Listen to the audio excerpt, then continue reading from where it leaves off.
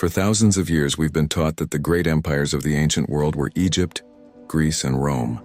But there was another civilization, quiet, brilliant, and almost erased from memory, that shaped the world more than most people realize. They were the Phoenicians. They didn't build giant pyramids. They didn't leave behind long epic poems praising their kings. Instead, they changed the world in a way so powerful, we still use it every single day. The Phoenicians were master sailors who lived along the eastern Mediterranean coast, in what is now Lebanon and parts of Syria and Israel. At a time when most civilizations feared the open sea, the Phoenicians treated it like a highway. Their ships traveled farther than anyone else's, across the Mediterranean, through the Atlantic, and possibly even beyond. But here's what most people don't know.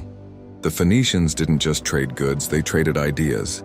They created one of the first true alphabets in human history, simple symbols. Easy to learn. Anyone could use it. This alphabet was later adopted by the Greeks, then the Romans, and eventually evolved into the letters you're reading right now.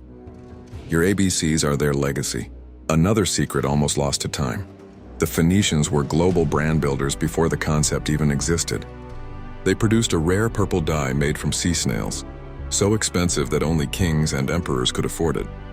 This Phoenician purple became the color of royalty across Europe and Asia. Power literally wore their product. And yet, despite their influence, the Phoenicians never built a single empire. Why? Because they believed control wasn't about conquest, it was about connection. Instead of invading lands, they built ports. Instead of armies, they built networks.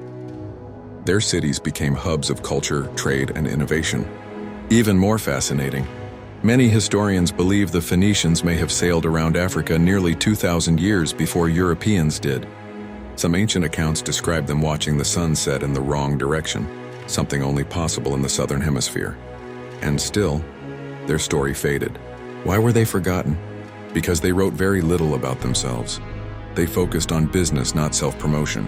When rival empires rose, they told history from their own point of view, and the Phoenicians were quietly erased. But their impact never disappeared. Every book you read, every message you send, every word you write, it all traces back to a civilization that chose the sea over the sword and changed humanity forever.